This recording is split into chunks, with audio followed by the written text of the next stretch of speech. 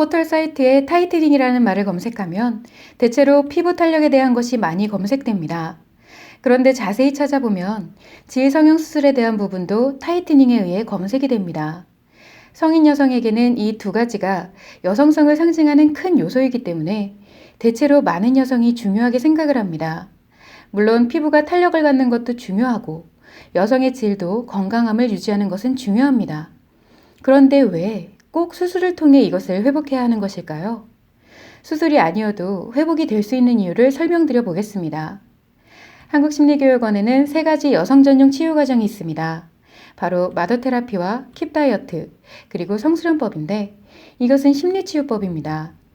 엄마의 심리를 치유하면서 아이들을 치유하는 방법, 여성의 심리를 치유하면서 다이어트를 하는 방법, 여성의 심리 치유를 하면서 감정 에너지를 강화시켜 행복한 미래를 살아가게 하는 방법입니다.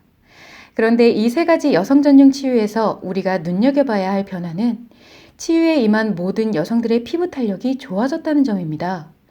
치유에 임했던 모든 여성들이 이구동성으로 이야기하기를 예뻐졌다는 소리를 많이 듣게 된다고 하는데 사실 피부뿐만 아니라 또 다른 여성성인 여성의 질도 좋아집니다.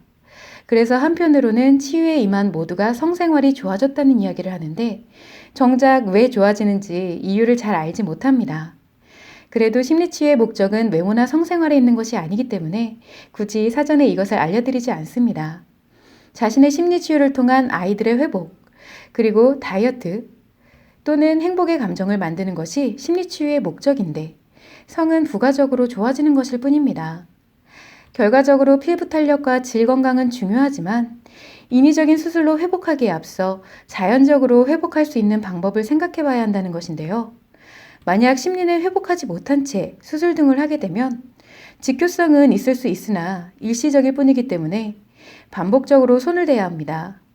그러나 심리가 회복하여 밸런스를 잘 이루게 되면 그에 따라 몸도 밸런스가 맞춰지기 때문에 수술에 앞서 몸을 회복할 수 있는 방법을 먼저 고려해야 하는 것입니다.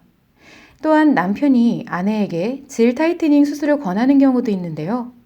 이것은 남편 자신의 성기능이 떨어진 것을 모르는 것입니다. 자신의 성기능을 아내를 통해 보강하려고 하는 것인데 만약 아내가 수술을 한다고 해도 남편의 성기능이 보강되지 않으면 자칫 아내는 다른 상대를 찾으려 하는 불상사가 생길 수도 있습니다. 왜냐하면 아내는 심리 회복이 없이 수술을 통해 성기능만 좋아졌기 때문입니다. 그래서 결국 아내가 수술을 하면 자신도 좋을 것이라고 생각했던 남편의 예상과는 다르게 부부 문제를 심각하게 만드는 계기가 되기도 합니다. 이처럼 인간은 몸과 마음이 언제나 함께 작용하기 때문에 마음이 무너지면 몸에 직접적인 문제가 생기고 몸이 무너지면 마음도 회복이 어려워집니다. 그러나 몸과 마음의 밸런스가 잘 맞게 되면 여성은 여성으로서 혹은 남성은 남성으로서 문제없이 잘 살아갈 수 있게 되는 것입니다. 따라서 여러분은 먼저 마음의 밸런스 위주로 하여 회복을 한 다음에 수술이나 시술 등의 인위적인 부분은 보조수단으로 이용해야 한다는 점을 꼭 명심하시면 좋을 것 같습니다.